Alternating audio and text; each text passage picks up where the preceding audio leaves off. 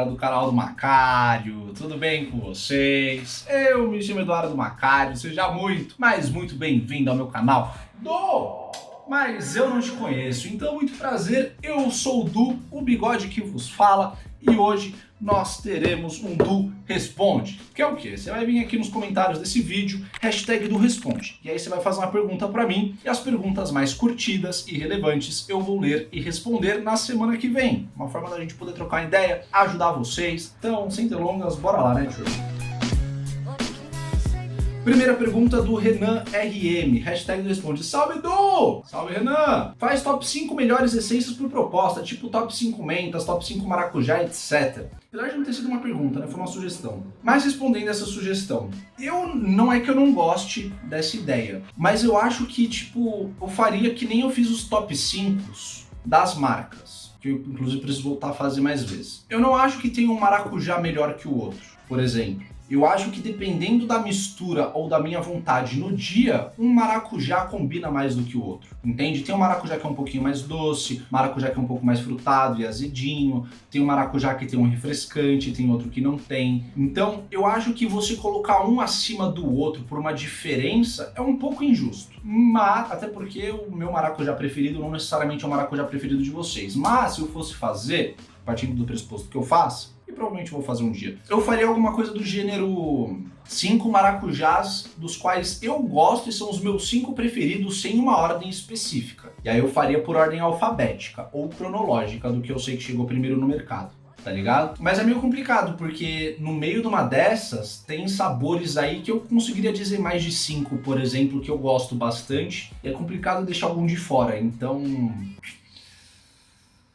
é um desafio difícil. Mas eu vou pensar, vou bolar algumas coisas, fazer umas anotações aí, quem sabe eu não trago. Mas agradeço a sugestão, Renanzinho, tamo junto. Próxima pergunta do David, ou Davi, um dos dois, espero ter acertado de primeira. Oliveira, hashtag do Responde, salve Du! Salve David! Davi, nós, tamo junto. Por que nesse país que vivemos há tanto preconceito com a cultura do arguile, sendo que em outros países essas barreiras do preconceito já estão se quebrando? Manda um salve para Londrina, Paraná. A gente tá tendo um retrocesso no Brasil em tantos aspectos, de informação eu digo. Por exemplo, o Brasil já foi referência nacional em vacinação, nacional e internacional. E tem gente que em algum momento não acredita mais em vacina, tem gente que acredita em terra plana, tem gente que tá negando ciência. Então é muito difícil você tentar argumentar com lógica ideias de pessoas que não foram adquiridas pela razão. Então assim, da onde vem o preconceito do arguile? Alguém deve ter visto alguma manchete sensacionalista sem estudo nenhum, onde mudaram alguma coisinha aqui, outra ali. Eu já trouxe estudos que desmistificaram isso em outros vídeos. E aí cria-se um preconceito, e é difícil você argumentar com alguém que não está disposto a ouvir. As pessoas não conversam sobre muitas coisas hoje em dia. Por quê? Porque ninguém consegue discordar mais. Então assim, o brasileiro perdeu a capacidade de conversar o básico.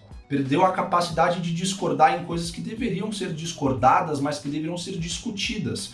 E ele não discute, porque ele não aguenta discordar, não aceita alguém ter uma opinião contrária, uma opinião diferente, apresentar um fato, apresentar um documento, apresentar uma ideia. Isso não vale só para o arguile, mas o arguile tem como reflexo e consequência justamente esse problema que a gente vive na nossa realidade hoje em dia. Então assim, não acho que seja do arguile. Eu acho que tem muita coisa errada e sobra para nós no meio do caminho também. E vai ter um monte de gente analfabeta funcional que tem dificuldade em interpretar texto, mas que viu uma manchete sensacionalista de algum programa jornalístico que só quer vender caos e falar 1 hora de narguilha equivale a 6 bombas nucleares.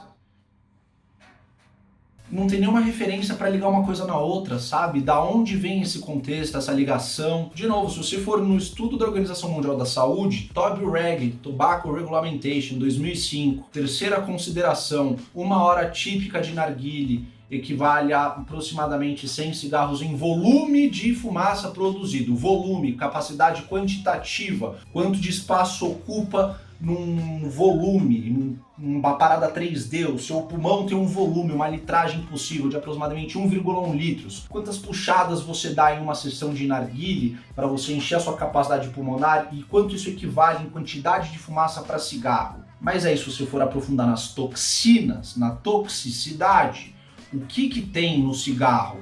polônio 210, cianeto de hidrogênio, você tem 4.700 coisas para a gente poder listar.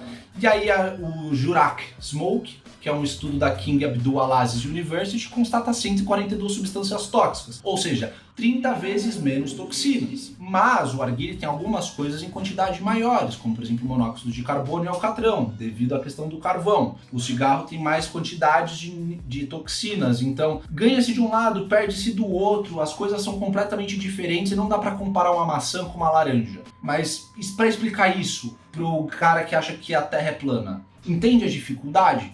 O cara que vê um estudo, vê 29 médicos renomados internacionais que se juntaram para fazer um experimento e constatar com um estudo duplo cego randomizado para fazer um... Ah, eu discordo. Então tá bom, mano, discorda. Eu deixei de discutir essas coisas há muito tempo. Quando alguém me fala, mas daí é pior que cigarro, né? Minha pergunta é muito simples. Você tem como me provar? Eu tenho como te provar que o que você tá me dizendo é uma mentira. Você tem como me provar que o que você tá me dizendo é uma verdade? Se a pessoa falar que não, tá tudo certo. Eu viro as costas e saio andando, ela vai ficar se coçando.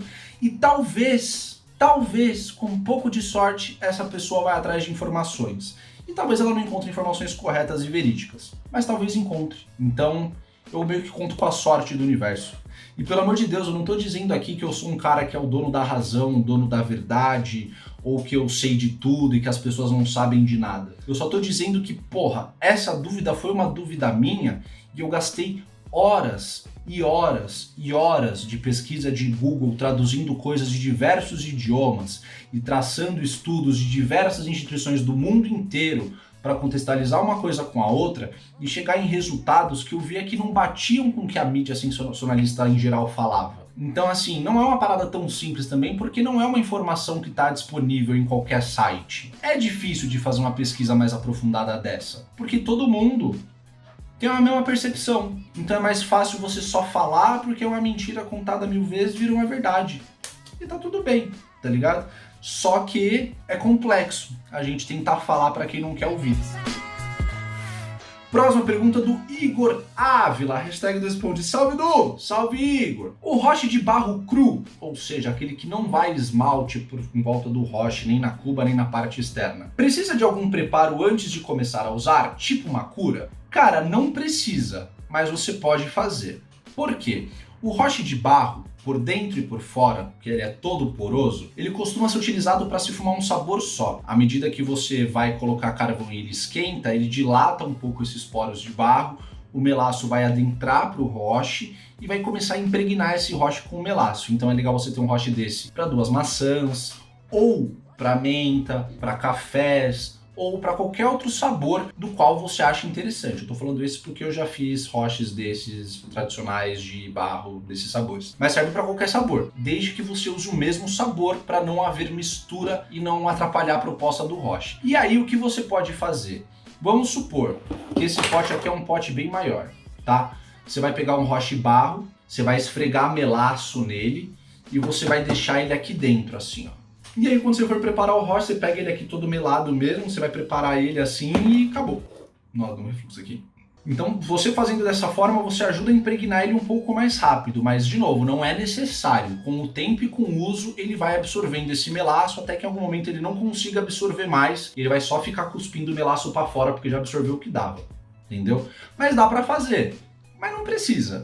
Próxima pergunta do Jackson Yagami, hashtag do Responde. Salve Du, bigodudo lindo! E aí, meu princeso, tudo bem com você? Me diz o que mudou exatamente nas essências que tem o padrão Anvisa, porque eu sinto que no caso das essências da Nike mais consumo, a diferença é grande. Por exemplo, na Prime Mint e na Cherry Blend estão menos geladas. Eu pensava que era somente o aviso que alterava, mas quando encontro as que não tem esse padrão, ainda é exatamente como antes. Abraço. Cara, eu não tenho essa informação. Eu vou tentar dissertar um pouquinho aqui para ver se a gente consegue ajudar de alguma forma, mas eu não tenho essa informação se a Anvisa pede para alterar coisas da formulação do tabaco ou não. O que eu imagino é que eles peçam para alterar a questão de embalagem para atender normas e não fazer publicidade de um tabaco e incentivar consumo. Isso eu sei que acontece. Então, por exemplo, Love 66 não pode ter a palavra love, porque tem amor, o que faz uma apologia ao consumo de tabaco porque você ama tabaco, entende a questão? Então isso eu sei que existe. Questão de mexer em formulação eu desconheço.